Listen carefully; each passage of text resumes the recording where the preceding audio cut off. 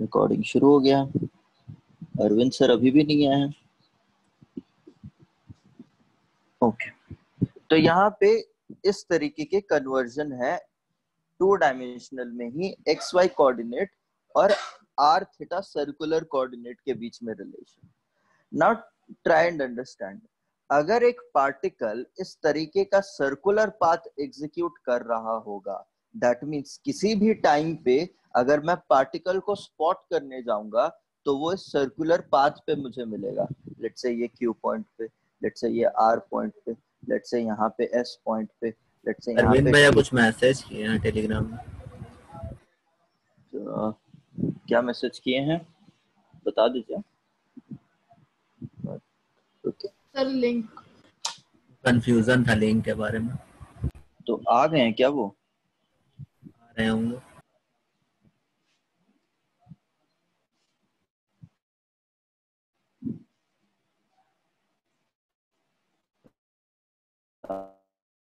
क्या कंफ्यूजन?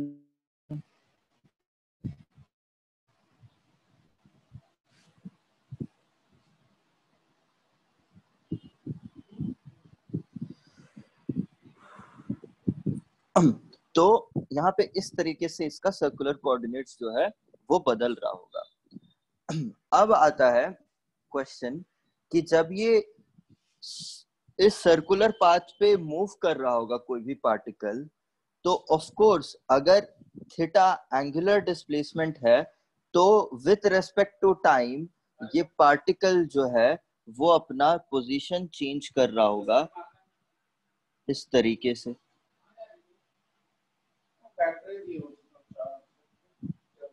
इस तरीके से पोजीशन चेंज कर रहा होगा, तो हर टाइम पे आप अपना एंगल जो है वो इस तरीके से घुमाते जाओगे with respect to your reference axis.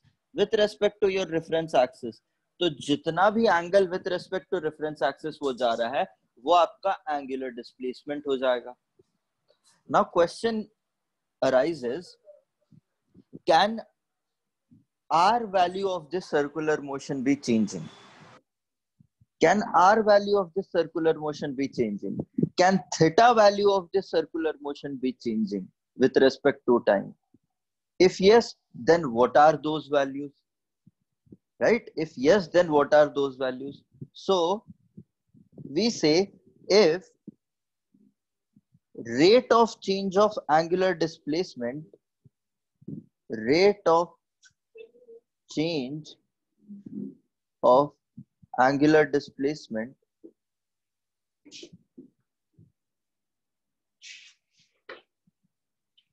if we desire to define a quantity which defines the rate of change of angular displacement, rate mane it's any physical quantity if it changes with respect to time, yes, we say that it is rate of change of angular displacement. Now we desire to define a quantity which defines the rate of change of the angular displacement, which is theta. So we say it to be angular velocity.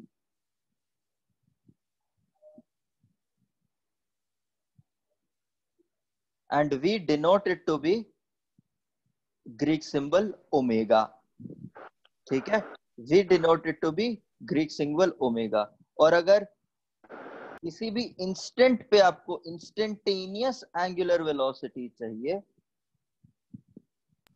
to double differentiate, instantaneous double differentiate, instantaneous angular velocity अगर चाहिए तो आप कहोगे कि very small fraction angular displacement पे change होने पे, very small fraction time पे, इतने स्मॉल फ्रैक्शन ऑफ टाइम पे कितना small fraction of angle change हो रहा है will give you instantaneous angular velocity. Instantaneous angular velocity means at that instant what is the rate of change of the displacement. Okay, now question arises, what if this angular velocity itself is changing with respect to time? Then there is another quantity which is what? Which is angular acceleration. Angular acceleration. ये सब आप लोगों को पता है, So which is rate of change of Velocity. angular velocity.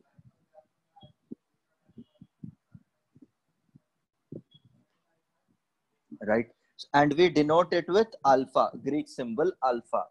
And rate of change अगर infinitesimal small change हम लोग ले रहे हैं, that is d omega by dt. ये alpha d omega by dt हो जाता है. And this is omega becomes d theta by dt. Right? अब और एक कॉन्सेप्ट आ जाओ. अब अगर एक सर्कुलर पाथ लेते हैं, ये सर्कुलर पाथ का ये आर्क है.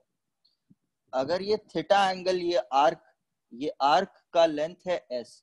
अगर ये थीटा एंगल सबटेंड कर रहा है एट एनी पॉइंट, क्या हो गया? S by R. हाँ, तो अगर ये थीटा एंगल सबटेंड कर रहा है एट अ पॉइंट p, थोड़ा सा ध्यान से सुन लो, ये आर्क है. S by R.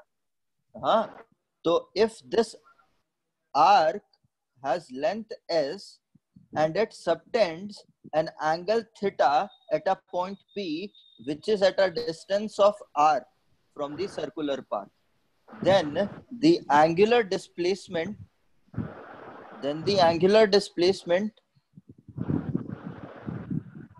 theta could be written as what? S by R. S by r. Now, point to remember is this displacement, this s is a vector quantity. This r is a vector quantity. So this theta has to be a vector quantity. So if angular displacement is a vector quantity, question arises, what should be its direction? Yes. Now tell me, what is the direction of angular displacement? बताओ. Right. See, now you have to distinguish between vectors. Vectors are of two types. मतलब ऐसे तो काफी different types of vectors हैं, but in our reference point हम vector को दो तरीके से यहाँ पे स्टडी करेंगे. एक है पोलर वेक्टर्स और एक है एक्सियल वेक्टर्स. तो polar vectors are those vectors which are directed along the line of motion, like your displacement, like velocity, like acceleration, or better to say linear acceleration, better to write linear velocity, or force. These are quantities which are polar vectors. They are directed along the line of motion. And there is another type of vector which are axial vectors, which are directed along axis of the motion, like your angular velocity, like your angular displacement, like your angular acceleration, like torque, like angular momentum.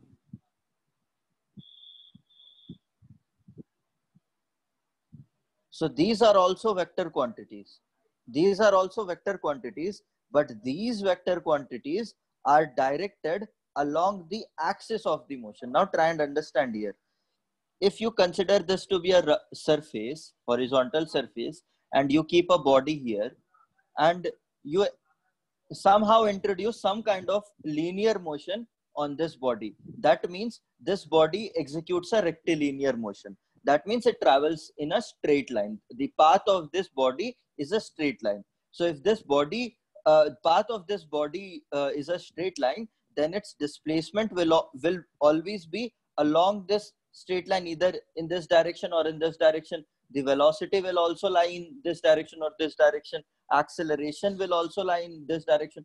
Force bhi aisa hi hoga. So this line of motion will contain the direction of these physical quantities. That's why these physical quantities are called polar vectors. But axial vectors are those, for example, on the same floor, I decide to roll a wheel. Now what will happen? This wheel will roll with some angular velocity omega, or angular acceleration alpha. There will be some torque, or there will be some angular momentum, or sorry, the angular momentum is represented by L, not P. There will be some angular momentum. So the axis of the disc could be something like this, represented by with the dotted line. So the angular velocity vector, the angular acceleration vectors, the torque vector, and the angular moment, all these vector quantities would lie along this axis of the motion. Along this axis of the motion, the direction of these vectors would be along the axis of the motion. So in order to align these axial vectors along the axis of the motion, we assign some sort of mathematical models with it, so that we can assign those directions. Now see what those mathematical models are. Now we have established that the length of the arc,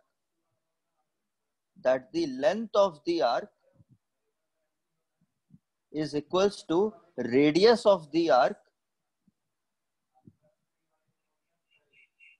multiplied by the angle subtended, isn't it? यही किया था ना? हाँ या ना? Length of the arc,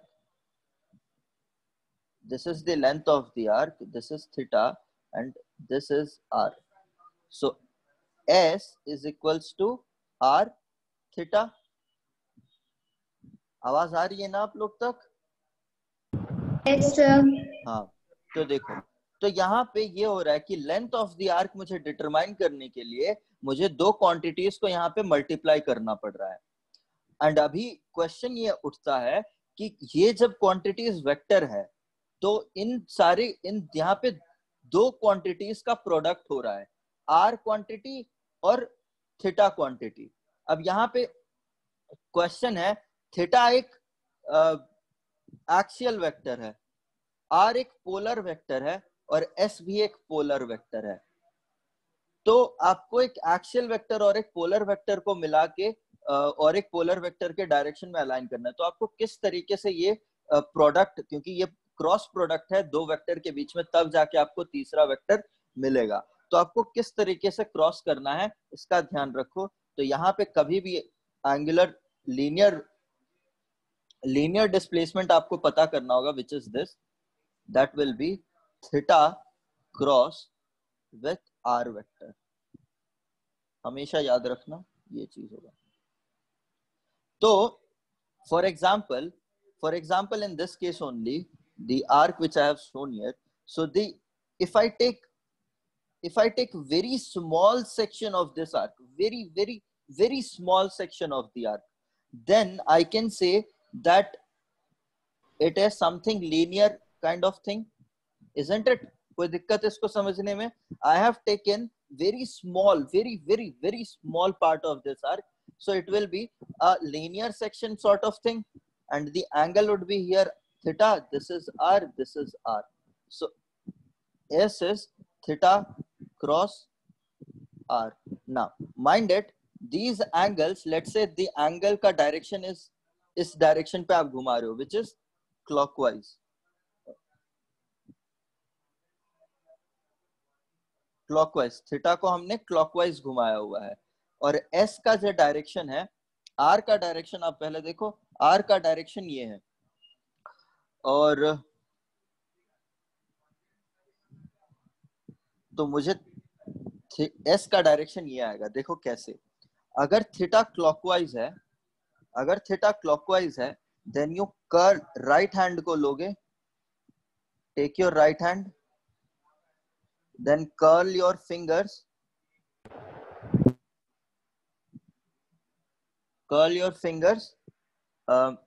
in the clockwise fashion.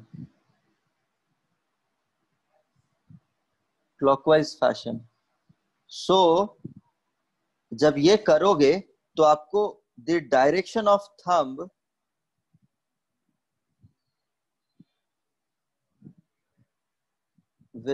shall give you the direction of axial vectors. तो यहाँ पे सब लोग अपना हाथ बाहर निकालो राइट हैंड का, और अपने फिंगर्स को यहाँ पे थीटा क्लॉकवाइज जा रहा है, तो अपने क्लॉकवाइज डायरेक्शन में अपने राइट हैंड के फिंगर्स को कर्ल करो। तो आप थीटा, आपका थंब कहाँ जा रहा होगा, प्लेन के अंदर या प्लेन के बाहर? अंदर। प्लेन के अंदर जा रहा होगा। तो ये भी प्लेन, हाँ, इनटू द प्लेन। तो ये भी याद रखो, ये भी आपको फ्यूचर में काम आएगा। अगर आपको कोई एक वेक्टर बनाना है, बताना है कि उसका डायरेक्शन इनटू द प्लेन है, तो उसको क्रॉस लिख दो। और अगर आपको बताना है बाहर की तरफ आ रहा है प्लेन से, तो डॉट बता दो। So this is out of the plane and this is into the plane. ठीक है, तो अपने राइट हैंड के फिंगर्स को कर्ल करोगे तो आपको पता चलेगा थीटा जो है वो इनटू द प्लेन आ रहा है। ठीक है, वो थीटा इनटू द प्लेन आ रहा है। अगर थीटा इनटू द प्लेन आ रहा है, अब इस इक्वेशन के अकॉर्डिंगली, इस क्रॉस प्रोडक्ट के अकॉर्डिंगली आप आर वेक्टर आपका यहाँ पे जो डायरेक्शन में मैंने दिया हुआ है, वो आर वेक्टर आपका इनटू द प्लेन से आर वेक्टर की तरफ पे जाओ, तो आपको एस वेक्टर का डायरेक्शन मिलेगा। क्या मिलेगा बताओ? डाउन से आर वेक्टर क्रॉस प्रोडक्ट में जब करते हो क्या मिलेगा बताओ? एस वेक्टर का डायरेक्शन।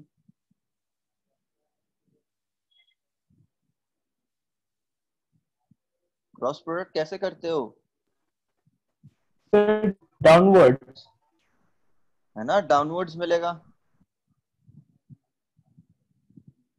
ठीक है, पता है ना सबको? कोई दिक्कत ज्योत्सना? ये नहीं पता है ना ये चीज, कैसे क्रॉस प्रोडक्ट में डायरेक्शन एनालाइज करते हैं? Yes sir.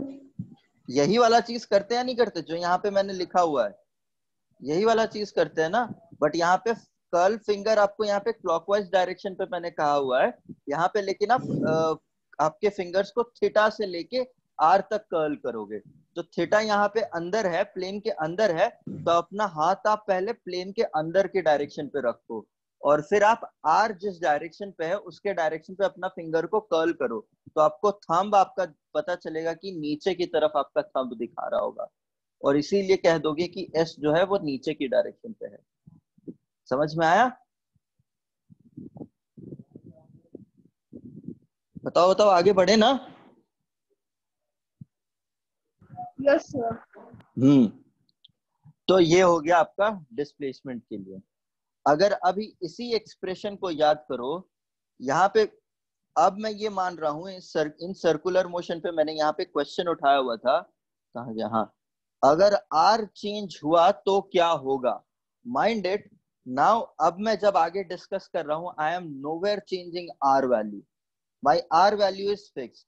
मतलब जो सर्कुलर पाथ है उसका रेडियस फिक्स्ड है, बाकी सब चेंज हो रहा होगा।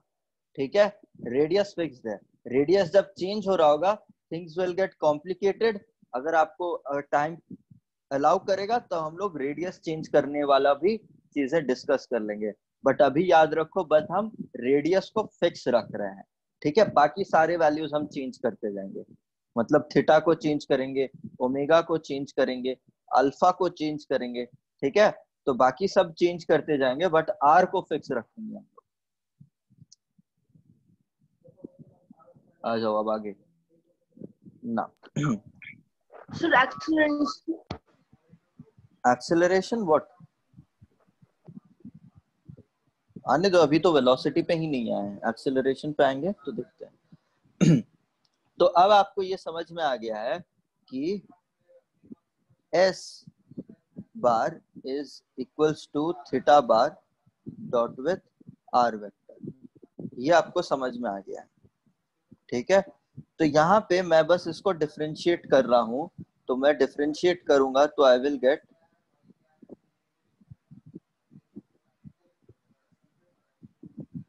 and my R is constant, so there will be no differentiation of R.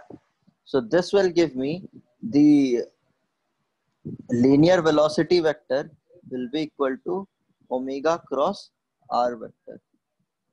All right, so this is how your linear velocity and angular velocity के बीच में relation. Again if I say consider this circular motion, the body is rotating along in this direction, clockwise है, clockwise जा रहा है, तो आपको finger जो है आपका downward inwards into the plane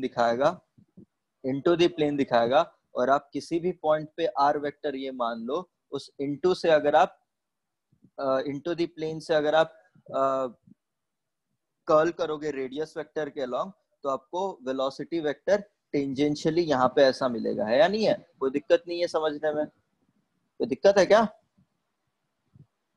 आप किसी भी पॉइंट पे अगर ये ऐसे घूम रहा है, किसी भी पॉइंट पे रेडियस वेक्टर ले लो, ये रेडियस वेक्टर लो, तो इसका तो डायरेक्शन क्या है? इनटू द प्लेन है, इसका तो डायरेक्शन इनटू द प्लेन है। तो आप इनटू द प्लेन अपने फिंगर्स, राइट हैंड के फिंगर्स को डाल के आर के तरफ घुमाओ, तो आपको रेडियस वेक्टर यहाँ पे ये मिलेगा। सिमिलरली यहाँ पे रेडियस वेक्टर लो, तो आप फिर से इनटू द प्लेन आप अपने फिंगर्स को घुसाओ और फिर आर की तरफ कर्ल करो, तो आपको वेलोसिटी वेक्टर यहाँ पे ये मिलेगा।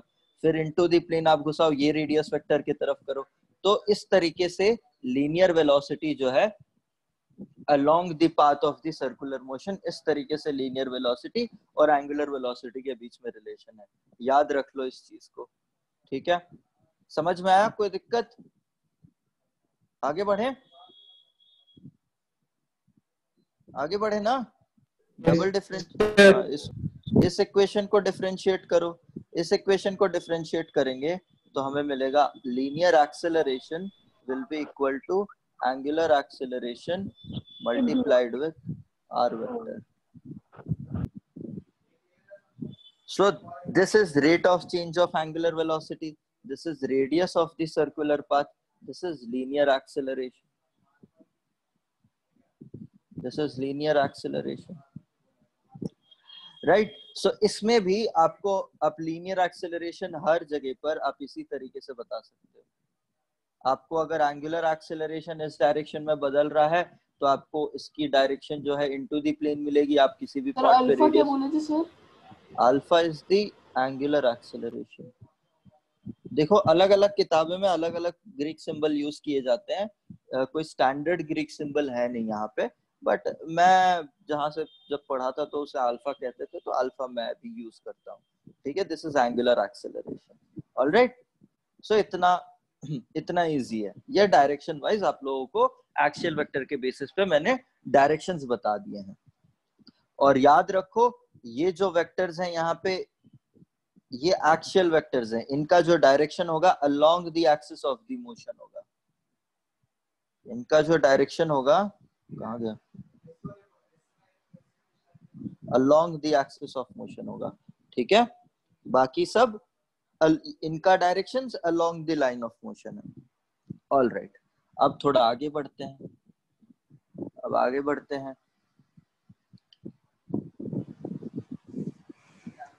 थोड़ा सा मैथमेटिक्स लेकर आते हैं, जहां पे मैं अभी 2D में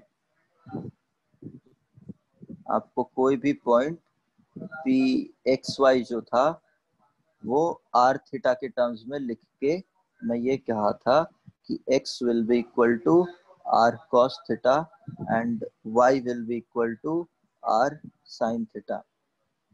Now dx by dt क्या हो जाएगा?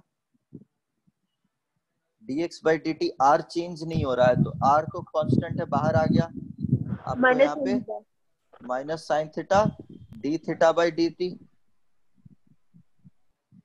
है ना? d थीटा बाई dt भी आएगा, dy बाई dt क्या हो जाएगा, this is what, this is vx, R cos theta.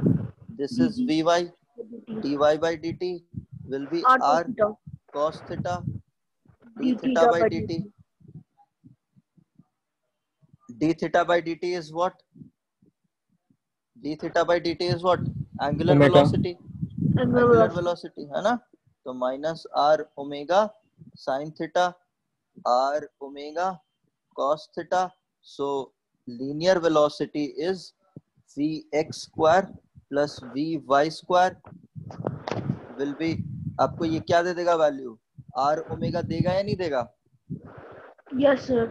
ठीक है। तो यहाँ से भी आपको समझ में आ गया, ये तो आपको मैग्नीट्यूड यहाँ पे पता चल गया कि v is equals to r omega, but आपको क्योंकि ये वेक्टर क्वांटिटीज है तो आपको डायरेक्शन अगर पूछा जाए तो आप ये वाला यूज करोगे, ठीक है, ठीक है ना। चलो अब फिर आगे बढ़ते हैं। सिमिलरली जब आप इसे डबल डिफरेंशिएट करके निकालोगे तब आपको एक्सेलरेशन भी r अल्फा मिल जाएगा, ठीक है ना। जब आप इसे डबल डिफरेंशिएट करोगे तब आपको एक्सेलरेशन भी r अल्फा मिल जाएगा ना। तो ऊपर थोड़ा में d थीटा बाई dt क्यों लिखेंगे?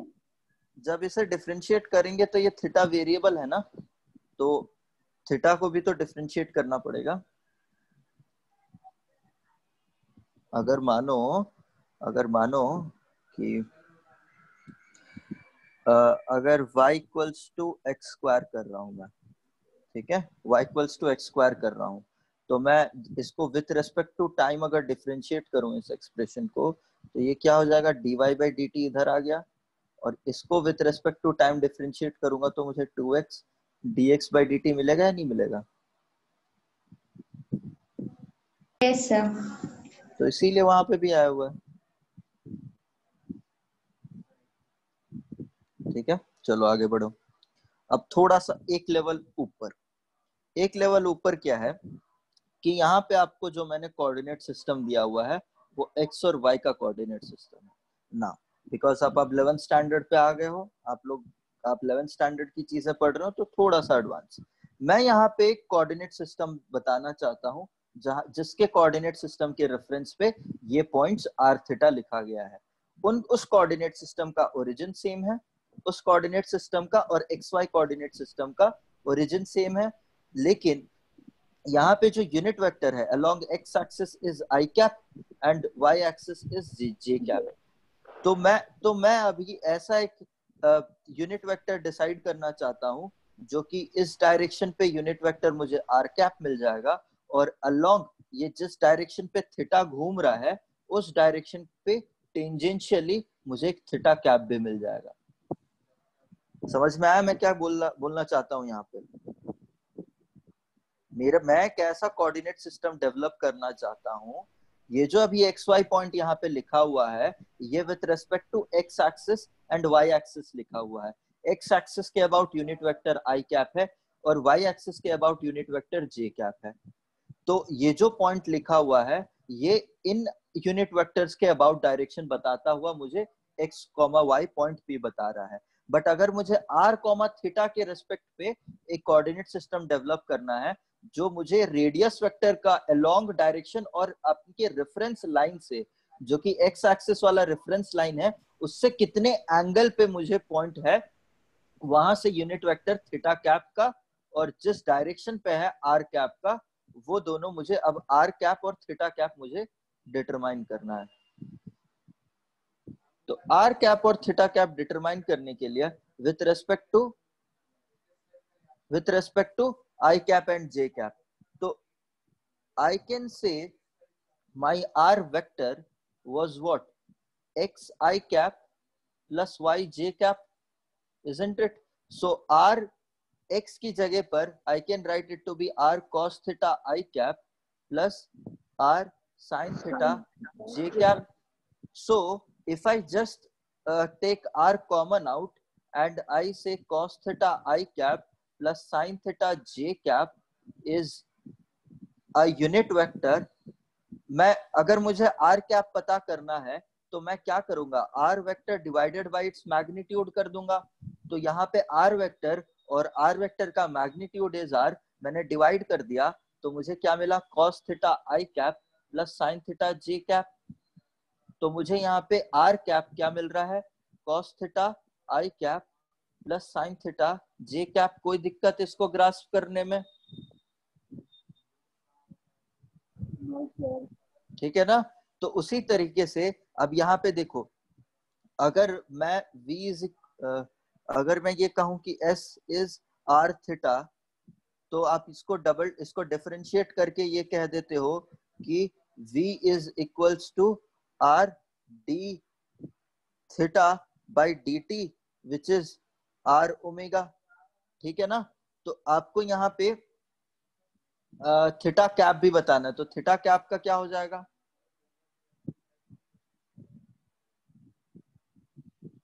Theta cap will be just इसका डिफरेंशिएशन साइन थीटा आई कैप प्लस कॉस थीटा जे कैप। देखो कैसे, देखो कैसे मैं यहाँ पे इसी वेक्टर को, क्योंकि ये देखो ये परपेंडिकुलर, ये theta cap is perpendicular to this radius vector, this theta cap is perpendicular to this radius vector. So आपको ये पता है कि अगर मैं एक स्पेस पे एक वेक्टर का विदाउट चेंजिंग उसका हेड जिस डायरेक्शन पे पॉइंट कर रहा है एंड विदाउट चेंजिंग उसका लेंथ, ना उसका लेंथ चेंज करूंगा ना मैं उसका हेड जिस डायरेक्शन में पॉइंट कर रहा है, इन दोनों को नहीं चेंज करते हुए मैं इस वेक्टर को उठा के स्पेस पे कहीं पे भी रख सकता हूं, मेरा वेक्टर जो है वो चेंज नहीं होगा।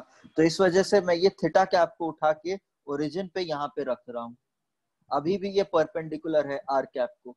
तो अब यहाँ पे अगर ये थीटा एंगल है तो ये जस्ट पाई बाय 2 है, तो मुझे ये एंगल कितना मिल जाएगा, पाई बाय 2 माइनस थीटा। ठीक है। तो अकॉर्डिंगली आई कैन से, जब मैं cos theta and sin theta लिखूंगा तो मुझे ये वाला वैल्यू मिल जाएगा। कोई दिक्कत इन दोनों को ग्रास्प करने में? आगे बढ़े। सेकंड वाला फिर से बता दीजिए ना। देखो सेकंड वाला मैं अभी करना नहीं चाहता इतने डिटेल में। देखो अभी ये वाला एंगल बताओ कितना है, मुझे ये वाला एंगल कितना है बताओ।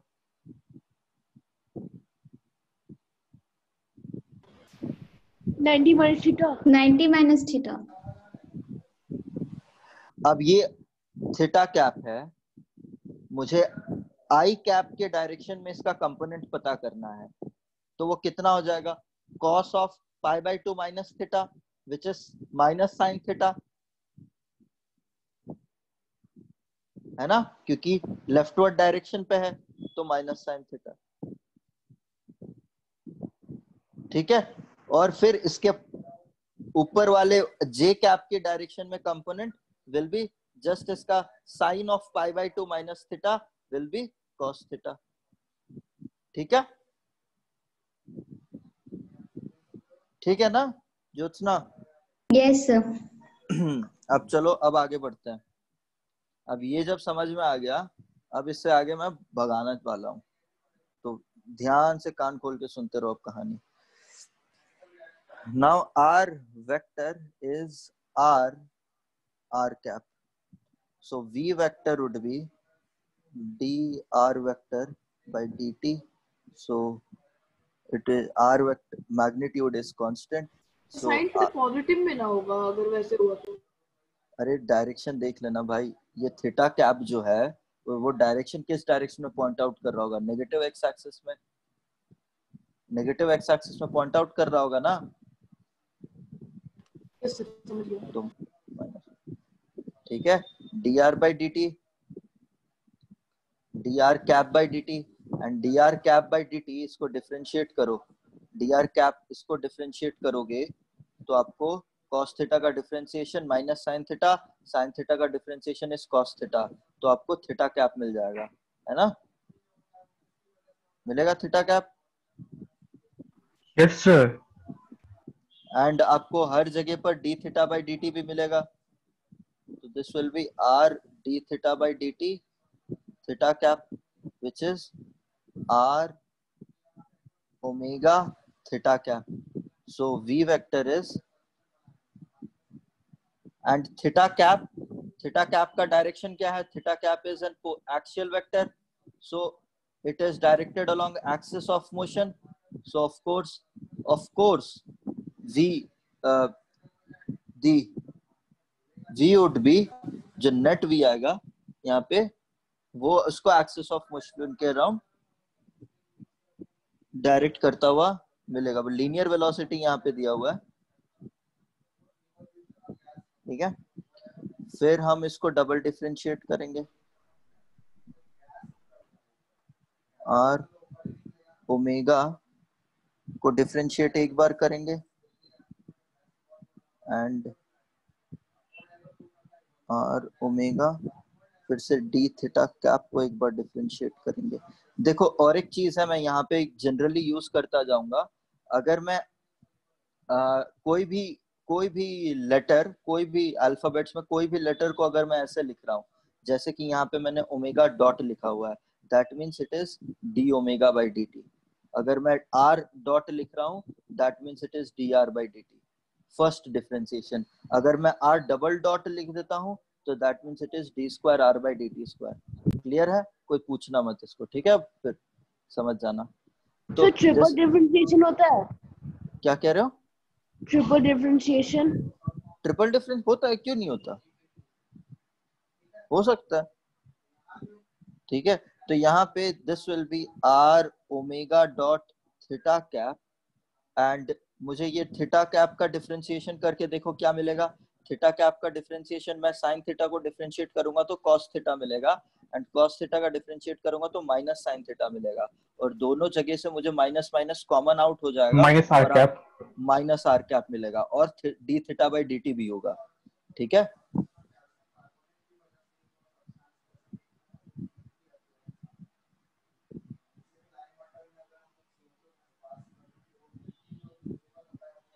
हाँ सॉरी, ये आर स्क्वायर, ठीक है। ये आपको मिला ये। तो अभी देखो यहाँ पे दो चीजें हैं। एक है यहाँ पे a r which is radial acceleration in the direction of r vector, and there is, एक सेकेंड, यहाँ पे ये मैंने गलत लिखा हुआ है, this is not along the axis of motion. Theta cap का डायरेक्शन क्या है? थीटा कैप डायरेक्शन एक्सिस पे नहीं है, थीटा कैप का डायरेक्शन इस डायरेक्शन पे है, ठीक है ना। तो आपको यहाँ पे क्या पता चल रहा है, ये लीनियर वेलोसिटी जो थी यहाँ पे, ये लीनियर वेलोसिटी जो थी वो थीटा कैप के अलोंग है। तो ऑफ कोर्स आपको मैंने कहाँ पे, यहाँ पे बताया हुआ है कि अगर ये रेडियस वेक्टर अगर ऐसा है तो लीनियर वेलोसिटी हर डायरेक्शन पे आपको रेडियस को टेंजेंशियली, मतलब रेडियस को परपेंडिकुलर मिल रहा है हर जगह पर। तो इट्स इजी टू एनालाइज ये सिचुएशन जो मैंने यहाँ पे डिराइव करके बताया हुआ है। समझ में आया ना? Respond quick. Hello, yes sir. इतना धीमा क्यों है, समझ में नहीं आया क्या? सर थीटा का जो वेक्टर है उसका डायरेक्शन हम लोग अलोंग एक्सिस ले रहे हैं, फिर जब हम लोग थीटा कैप कैलकुलेट कर रहे हैं तो फिर उसको परपेंडिकुलर ले रहे हैं। हाँ तो पूछो ना, ऐसे धीरे से हाँ बोल दोगे तो फिर कैसे चलेगा। थीटा जो है, थीटा का डायरेक्शन, थीटा एंगुलर डिस्प्लेसमेंट है, थीटा एंगुलर डिस्प्लेसमेंट है। Theta cap is a unit vector. धीरे से बोल के शांत मत हो जाओ, पूछा करो। Theta is a unit vector and r cap is a unit vector, ठीक है। थीटा और थीटा कैप के बीच में कंफ्यूज मत हो जाओ। थीटा मेरे को एक्सिस के अलोंग डायरेक्शन, थीटा का डायरेक्शन जो थीटा वेक्टर है, ये इसीलिए यहाँ पे जब मैं यहाँ डिराइव कर रहा था, तो जब मैं आर कैप को डिराइव किया, of course r cap is directed along r vector, ठीक है। Of course r cap is directed along r vector, but मैं जब थीटा कैप को डिराइव करने गया तो मैंने ये नहीं कह दिया कि it is theta divided by theta. ये थीटा कैप इस तरीके से मैंने डिराइव नहीं किया था। किया था क्या? इस तरीके से डिराइव नहीं किया हुआ है। That means theta cap is not along the direction of theta vector. समझ में आया? Yes sir. क्योंकि तो इसीलिए यहाँ पे जब मैं इसे डिराइव कर रहा हूँ, इसे डिराइव में सिंपल वेक्टर अलजेब्रा से किया हुआ है मैंने, है ना। इसे मैंने ये थीटा कैप को डिराइव करने के लिए मैंने वेक्टर अलजेब्रा यूज किया हुआ, ये नहीं कह दिया कि theta cap is theta vector divided by its magnitude, ये नहीं कहा हुआ है। क्यों ये अगर मैं कहता तो इसका मतलब होता कि थीटा यूनिट वेक्टर का डायरेक्शन थीटा वेक्टर के अलोंग है, तब जाके थीटा कैप का डायरेक्शन एक्सिस के अलोंग होता। बट यहाँ पे मैंने थीटा कैप का direction perpendicular to radius r cap को है, रेडियस वेक्टर के अलोंग यूनिट वेक्टर को है, तो इसीलिए ये एक्सिस के डायरेक्शन पे हो नहीं सकता। ठीक है ना बात? Yes sir. सबको समझ में आया? सबको समझ में आया? रिस्पॉन्ड करो भाई। Yes sir. हाँ यस तो सर। देखो अब हम लोग क्लाइमैक्स में पहुंच रहे हैं। तो ये आर वेक्टर का जो आर वेक्टर यूनिट वेक्टर के अबाउट एक्सेलरेशन रेडियल एक्सेलरेशन दे रहा है, और आपको थीटा वेक्टर के अबाउट टेंजेंशियल एक्सेलरेशन दे रहा है। ठीक है, A R is my radial acceleration and this is my tangential acceleration.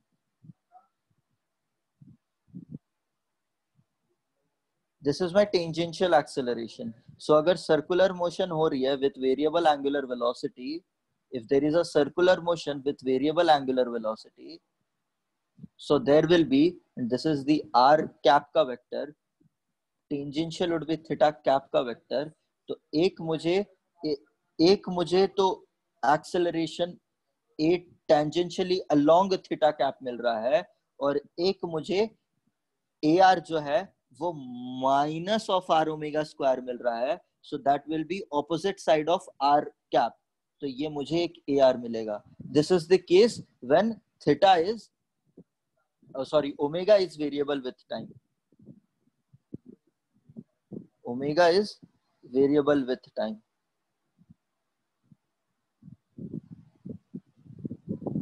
ठीक है, तो इस केस में तो ये जो रेडियल एक्सेलरेशन है इसको हम और भी क्या कहेंगे, जल्दी बताओ, और भी क्या कहेंगे? Centripetal force, centripetal acceleration. हाँ, centripetal acceleration.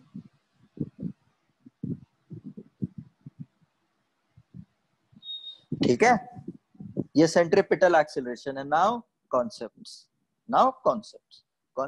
Is this centripetal acceleration, the nature of this centripetal acceleration is to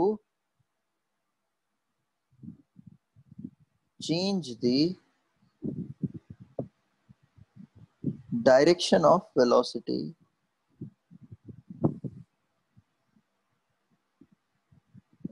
direction of linear velocity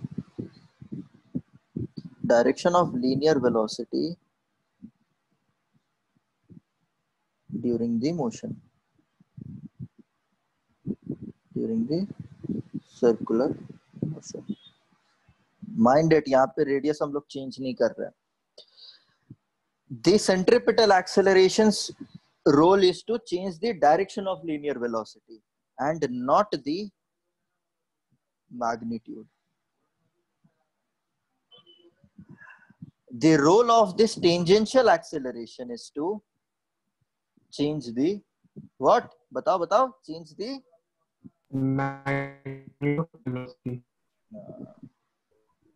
magnitude of linear velocity.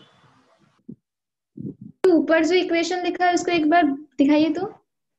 देखिए मैडम, देखिए सर जो बॉक्स में लिखे हैं फिर उसके नीचे जो लिखे हैं उसको इक्वेट जो किया उसको बता दीजिए ना।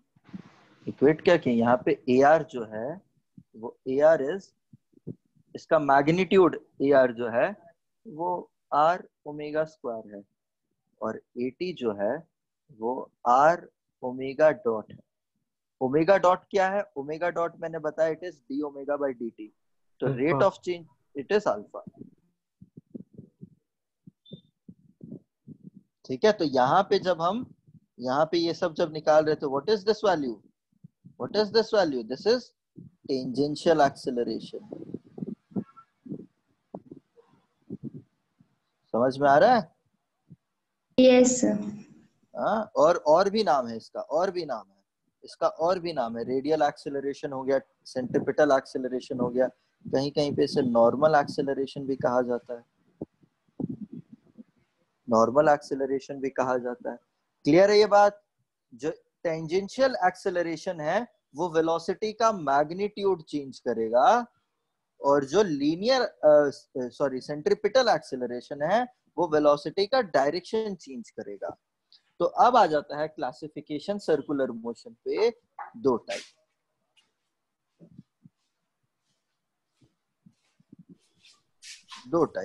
क्या है कि हम मोशन को यूनिफॉर्म, हाँ मोशन को यूनिफॉर्म भी रख सकते हैं और मोशन को नॉन यूनिफॉर्म भी रख सकते हैं। तो यूनिफॉर्म मोशन में क्या हो जाएगा, इसमें जो इसकी लीनियर वेलोसिटी रहेगी, उसकी magnitude is constant. That means the tangential acceleration is zero, and whatever be the magnitude of it, that completely, because इसकी velocity है, velocity का magnitude constant है, but उसका direction जो है वो radial direction पे v square by r और r omega square के terms में change होता रहेगा। Now इसका role ये है कि ये it changes the linear velocity's direction। आपको कभी भी सर्कुलर मोशन में ऐसा तो हो ही नहीं सकता कि वेलोसिटी डायरेक्शन ना चेंज हो, क्योंकि कोई भी सर्कुलर मोशन में डायरेक्शन तो वेलोसिटी का चेंज होना ही होना है।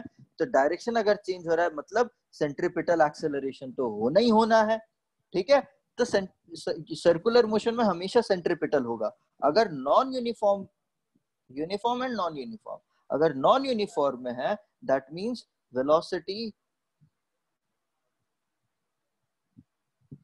changes in both magnitude and direction. So direction is changed by AR V square by R और R omega square, और magnitude is changed by tangential which is R alpha और R omega dot। ठीक है ना, ये बात समझ में आया? कोई दिक्कत यहाँ तक पूछने के लिए? कुछ भी पूछना हो पूछो यहाँ पे। AR equals to V square by R कैसे आता है? यार इधर देखो, यहाँ पे मैंने निकाल के दिखाया हुआ, ये दिखाया हुआ है ना, ये R ओमेगा स्क्वायर आया हुआ है करके, ठीक है। तो ओमेगा क्या है, फिर आगे जाओ, ओमेगा देखो क्या है, ओमेगा ये है। यहाँ से आपको V बाई आर ओमेगा आ जाएगा। मैग्नीट्यूड ही हम ले रहे हैं, मैग्नीट्यूड ही अगर हम लेंगे तो ओमेगा क्या आ जाएगा, V बाई आर। तो V बाई आर हो गया, तो ओमेगा में हम V बाई आर डाल देंगे तो हम लोग को V स्क्वायर बाई आर आ जाएगा। ठीक है, यस ठीक है ना, ठीक है ना सर। में हाँ। सर इस चैप्टर में तो कितने फॉर्मूलेस रहते हैं? यार फॉर्मूलेस तो बिल्कुल ही नहीं है, फॉर्मूलेस तो बिल्कुल ही नहीं है। आई थिंक अब ये तो मैं आपको इंट्रोड्यूस करवा रहा हूँ ना, जब ये मैं आपको बता रहा हूँ फिजिक्स में इनफैक्ट फॉर्मूले ही नहीं है, मतलब जीरो फॉर्मूले हैं। ऐसा मतलब मैं how do I understand physics is I treat these equations to be a way to represent physics on a piece of paper. So there are no formulas. If you understand the physics behind all of it, you can automatically create all these equations. There are no formulas as if whole physics. Of course, अब मतलब अगर physics नहीं समझना है तो आप formula को रट्टा मारोगे तो आपको लगेगा, but if you understand the concepts of physics then you can automatically write कि हाँ ऐसे ऐसे इक्वेशन होने चाहिए। तो मैं अब मुझे तो एक्चुअली नंबर भी याद नहीं, तो मैं आपको एक्चुअल बता भी नहीं सकता कि देखो बच्चा इतना सारे फॉर्मूला होंगे, ठीक है। तो इस तरीके से मत देखो कि कितने फॉर्मूलाज हैं एंड ऑल, ये जनरल एडवाइस है, ठीक है। तो ये तो आपको ये तो अभी आपको फिजिक्स समझ में आया, सर्कुलर मोशन के अंदर क्या फिजिक्स चल रही है, ये दोनों फिजिक्स चल रही है। अभी हम लोग और भी आते हैं, ठीक है। अभी थोड़ा सा हम लोग पिछले वाले एक एनालॉजी ड्रॉ करते हैं।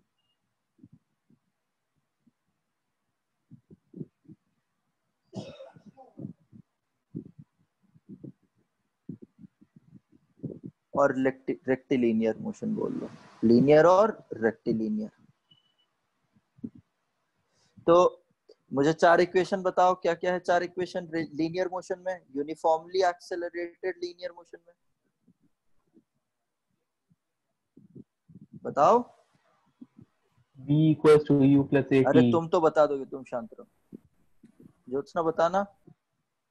v is equal to u plus at, s is equal to ut plus half at square, third is v square is equal to u square plus 2as, उसके बाद तो फोर्थ उसके वाला याद नहीं है। Plus half a 2n minus 1. S n equal to u plus half a 2n minus 1। याद कर लो ज्योत्सना इसको, है ना। This is displacement in nth second. मैं थोड़ा सा ज्योत्सना के लिए इस पे बता देता हूँ, आप लोगों को भी सुनना है, सुन लो। इसका मतलब ये है, देखो, अगर मैं from a top of the हिल अगर एक बॉल को ड्रॉप करूं, तो ड्रॉप कर रहा हूं मतलब इनिशियल वेलोसिटी 0 है, इस पे कांस्टेंट एक्सेलरेशन डाउनवर्ड लगेगा। तो क्या होगा, अगर मैं इसकी डिस्प्लेसमेंट ट्रेस करता जाऊं, तो इनिशियल वेलोसिटी 0 है, तो इसकी टाइम के साथ ऐसे इसकी डिस्प्लेसमेंट चेंज होते जाएगी। ठीक है, टाइम के साथ इसकी डिस्प्लेसमेंट चेंज होती जाएगी। तो अगर मैं इसमें देखूं, पहले सेकंड पे, इन फर्स्ट सेकंड, जो इस पे डिस्प्लेसमेंट होगी वो हाफ जी होगी। दूसरे सेकंड पे इस पे डिस्प्लेसमेंट कितनी हो जाएगी, हाफ टाइम्स ऑफ 4g हो जाएगी। फिर तीसरे सेकंड तक ये कितना डिस्टेंस जाएगा, हाफ प्लस 9 जाएगा। ठीक है, समझ में आ रहा है ना ज्योत्सना आपको? Yes sir. हाँ, तो देखो t इक्वल्स टू 0 से लेके 1 तक वो कितना डिस्टेंस ट्रैवल किया, हाफ जी का। और 1 से लेके 2 तक वो कितना डिस्टेंस ट्रैवल किया है, दिस माइनस दिस वैल्यू। ठीक है, सो 3g/2 का। फिर 2 सेकंड से 3 सेकंड के बीच में इसका माइनस दिस वैल्यू करेंगे, सो आपको 5g/2 मिलेगा। तो देखो, पहले सेकंड में वो हाफ जी ट्रैवल कर रहा है, दूसरे सेकंड में वो 3g/2 ट्रैवल कर रहा है, तीसरे सेकंड पे, है ना, ये पहला सेकंड हो गया, ये फिर दूसरा सेकंड हो गया, ये फिर तीसरा सेकंड हो गया। ठीक है, वैसे देखो हर एक सेकंड पे वो ज्यादा से ज्यादा डिस्टेंस ट्रैवल कर रहा है। ऐसा क्यों हो रहा है, क्योंकि हर एक सेकंड के बाद उसकी वेलोसिटी भी बढ़ते जा रही है। पहले यहाँ पे वेलोसिटी उसकी 0 थी, यहाँ पे gt हो जाएगी, यहाँ पे gt 2g मतलब ट्वाइस ऑफ gt हो जाएगी, यहाँ पे 3gt हो जाएगी। तो इस तरीके से वेलोसिटी भी बढ़ जा रही है। तो जब उसकी इनिशियल वेलोसिटी भी बढ़ जा रही है, तो ज्यादा तेजी से ज्यादा डिस्टेंस कवर करता जा रहा है। तो इसकी वजह से बॉडी क्या होती है, जैसे जैसे सेकेंड्स पे अगर पॉजिटिव डायरेक्शन में एक्सेलरेटिंग मोशन होता है, तो फिर जैसे जैसे टाइम बढ़ता जाएगा वैसे वैसे displacement covered by a body in subsequent seconds भी बढ़ता जाता है। अगर रिटार्डिंग मोशन होता है, तब सब्सिक्वेंट सेकंड्स में उसकी डिस्प्लेसमेंट्स कम होते जाती है। तो और उसका रिलेशन ये बताता है। समझ में आया आपको? ये याद Yes, रख लो, sir. है ना, ये याद रख लो। अब इसी का ही पैरेलल है यूनिफॉर्म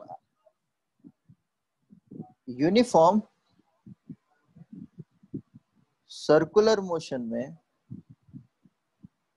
विथ यूनिफॉर्म एक्सेलरेशन। मतलब यहाँ पे अल्फा जो है वो कांस्टेंट है। ठीक है, अल्फा टाइम के साथ वेरी कर सकता है, याद रखना, अल्फा जो है बट वो कांस्टेंट है। तो हम यहाँ से सीधा सीधा पैरेलल्स ड्रॉ करेंगे और यहाँ पे लिखते जाएंगे। लीनियर वेलोसिटी है तो मैं फाइनल लीनियर वेलोसिटी लिख रहा हूँ। यहाँ इनिशियल लीनियर वेलोसिटी है तो मैं initial linear velocity omega naught लिख दे रहा हूँ। एंड अल्फा है तो यहाँ पे मैं ए है तो यहाँ पे अल्फा लिख दे रहा हूँ, टाइम तो टाइम ही रहेगा। Similarly theta angular displacement is equals to initial angular velocity multiplied by t plus half alpha t square. Similarly, omega square will be equal to omega naught square plus 2 theta alpha. Similarly, theta n is equals to omega naught plus alpha by 2 2n - 1। Same formulas को parallels draw करके यहाँ पे मैंने लिख दिया हुआ है। कोई दिक्कत यहाँ तक? अच्छा, मुझे मुझे पहली चीज बताओ, हाँ हैंड रेज कर लेना। ये जो यहाँ पे 4 इक्वेशंस मैंने लिखे हुए हैं, कितने लोग पहली बार देख रहे हैं ये इक्वेशंस? ये 4 सर्कुलर मोशन से रिलेटेड। ठीक है, ठीक है, ठीक है, ठीक है, आप तो ऑलराइट। तो अच्छा, हैंड ड्रॉप कर लो। मुझे बताओ कितने लोगों ने आप लोगों में से इन इक्वेशंस पे, ऑफ कोर्स ज्योत्सना और आदित्य पहली बार देखे तो आप लोगों ने नहीं करा होगा, बट बाकी लोग बताओ इन इक्वेशंस पे क्वेश्चन सॉल्व कर रखा है? जैसे कि सर मैं हाथ कहाँ खड़ा किया था?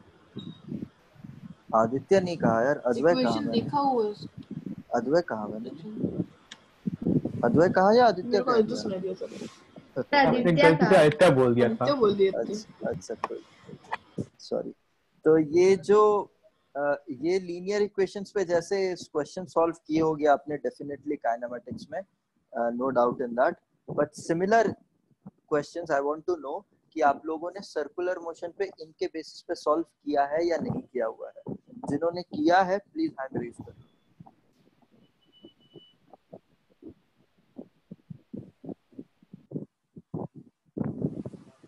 Alright, I got my answer.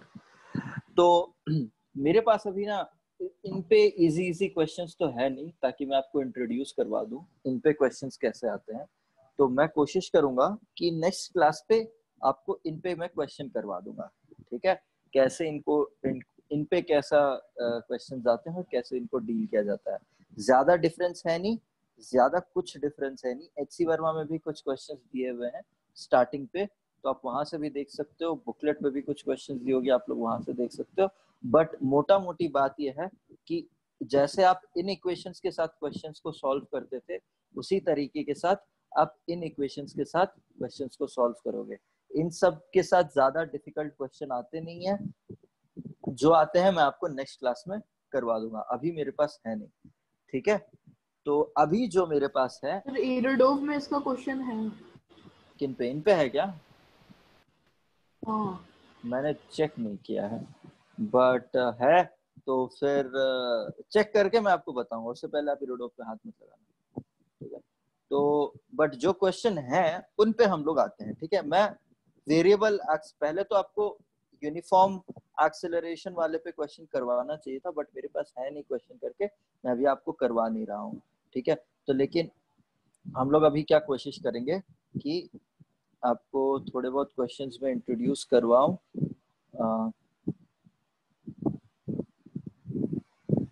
Variable acceleration से, जिनके क्वेश्चंस हैं मेरे पास, या फिर क्वेश्चंस करवाऊं, या फिर आपको कॉन्सेप्ट ही थोड़ा बहुत बता के कल ही सारे क्वेश्चंस करें। बताओ कैसा प्रेफर करोगे? कॉन्सेप्ट बता दूं क्या एक ही बार में? चलो ठीक है।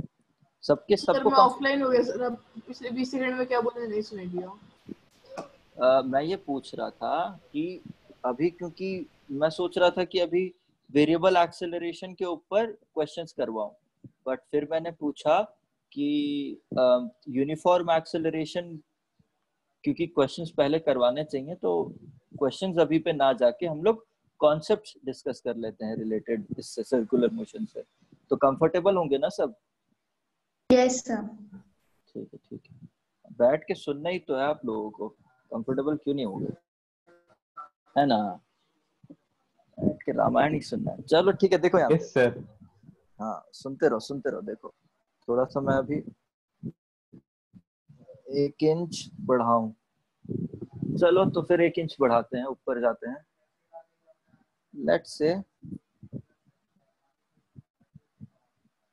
लेट्स से मैंने रूफ से एक स्ट्रिंग को ऐसे टाई कर दिया है एक बॉल के साथ, ठीक है? अब मैं क्या कर रहा हूं, इस बॉल को थोड़ा सा एंगुलर डिस्प्लेसमेंट पुल करके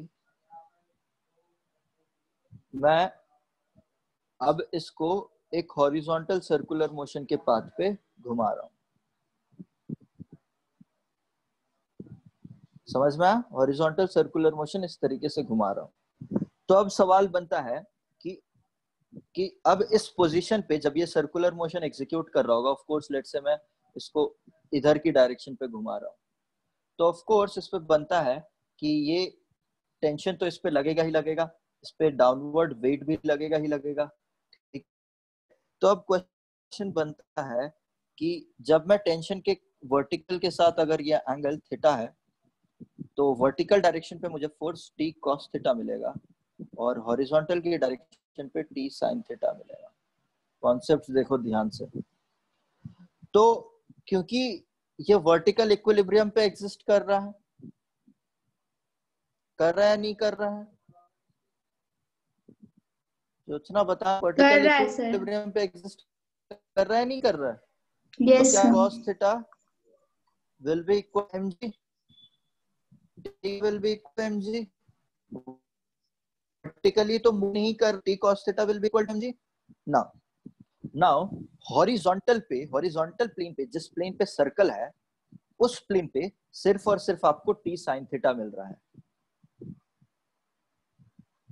तो हाँ, अभी कहा मैंने, अभी तक आप लोगों को पता है सेंट्रीफ्यूगल के बारे में? मैंने अभी तक सेंट्रीफ्यूगल बोला है यहाँ पे? नहीं, अपने हॉरिजॉन्टल प्लेन में बोला तो हॉरिजॉन्टल, हाँ तो अभी तो वही तो क्वेश्चन, तो अंदर जाना चाहिए था, तो हाँ वही, सेंट्रीफ्यूगल होता है। हाँ तो वही, अरे तो मेरे को बोलने देगा तू? मेरे को तो बोलने दे भाई। तो हॉरिजॉन्टल डायरेक्शन पे अब देखो, वर्टिकल डायरेक्शन पे तो वर्टिकल इक्विलिब्रियम पे है, ये दोनों बराबर है। क्वेश्चन इज हॉरिजॉन्टल डायरेक्शन पे जो देखो यहाँ पे सिर्फ एक ही फोर्स लग रहा है इस पे, टी साइन थीटा का। तो ऐसा नहीं होना चाहिए कि अगर इसको सेंटर की डायरेक्शन पे फोर्स लग रहा है तो ये क्या इसका रेडियस कोलैप्स नहीं कर जाना चाहिए? धीरे धीरे करना चाहिए ना? हाँ, करना तो चाहिए। करना तो चाहिए। तो क्यों कोलैप्स नहीं कर रहा है? क्यों कोलैप्स नहीं कर रहा है? ठीक है, सवाल यहां से उठता है कि कोलैप्स क्यों नहीं कर रहा है? कोलैप्स इसलिए नहीं कर रहा है कि the role of this sine t sine theta, the role of this t sine theta is to provide centripetal force, and due to this centripetal force there will be centripetal acceleration, and due to this centripetal acceleration there will be change in the direction of velocity। concept समझो, change in the direction of velocity।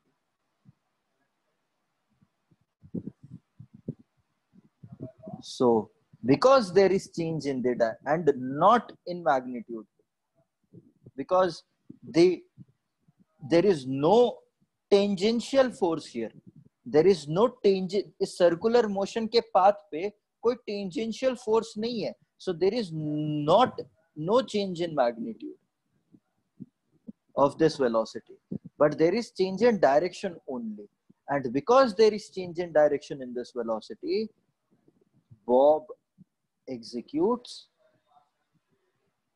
Uniform circular motion. समझ में आया ये बात? समझ में आया ये बात? हाँ या ना बोलो? समझ में आया नहीं आया? Yes sir. हाँ, रिस्पॉन्ड तो करो यार। तो देखो सवाल बनता है, सर तो क्या mv स्क्वायर बाई आर कहीं पे लिखोगे नहीं आप? तो mv स्क्वायर बाई आर लिखने का मतलब है कि mv square by r is not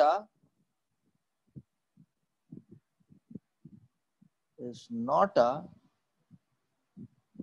new force, because v square by r was centripetal acceleration. I have just multiplied m with it, so centripetal force turns out to be mv square by r।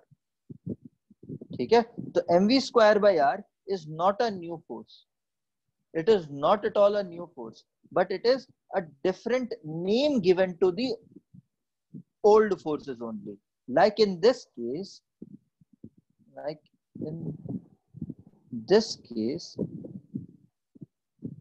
t sin theta gives centripetal force, so T sin theta becomes mv square by r. समझ में आया बात? समझ में आया बात? आया नहीं आया बताओ? Yes Yes, sir. ठीक है, अब देखो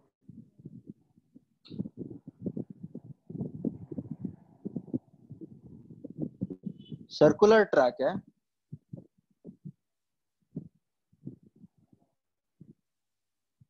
बाइक जा रहा है, सर्कुलर ट्रैक है, बाइक जा रहा है, हॉरिजॉन्टल सर्कुलर ट्रैक है, कोई बैंकिंग वगैरह कुछ भी नहीं। तो क्या होगा, क्योंकि ये, अच्छा इससे पहले आते हैं सेंट्रीफ्यूगल पे। अभी उन्होंने सेंट्रीफ्यूगल बोल दिया था आदित्य ने, तो सेंट्रीफ्यूगल पे भी आ जाते हैं। तो व्हाट इज सेंट्रीफ्यूगल फोर्स? मैं आपको सेंट्रीफ्यूगल का एक्चुअल जैसे स्यूडो फोर्स में डिराइव करके था, जब कोरियोलिस फोर्स पे कमेंट करने जाऊंगा तो मैं सेंट्रीफ्यूगल पे भी पूरे डेरिवेशन के बाद कमेंट कर दूंगा, बट अभी कॉन्सेप्ट समझ जाओ सेंट्रीफ्यूगल फोर्स का क्या है। Centrifugal force is a pseudo force. Pseudo force कब लगता है? मतलब this force comes into picture in a non-inertial frame. Non-inertial frame. All right. This force comes into picture in a non-inertial frame. And of course, if I say this statement that a circular motion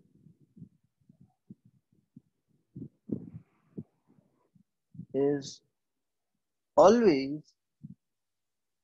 an accelerated motion, क्या statement गलत होगा? क्या statement गलत होगा? A circular No, motion sir. is always No, an accelerated motion. No, sir. क्योंकि क्यों गलत नहीं होगा? क्योंकि सर्कुलर मोशन अगर हो रहा है तो चाहे वेलोसिटी का मैग्नीट्यूड क्यों ना बदले, बट डायरेक्शन बदल रहा होगा, तो आपको हमेशा सेंट्रीपिटल एक्सेलरेशन तो मौजूद होगा ही होगा। So because there is in a circular motion, there is always an acceleration present, which is the centripetal acceleration. So that's why circular motion, any kind of circular motion, is an accelerated motion. So if a body is executing a circular motion, then that body turns out to be a non-inertial frame of reference, because the body itself becomes an accelerated frame of reference, right? So a body executing a circular motion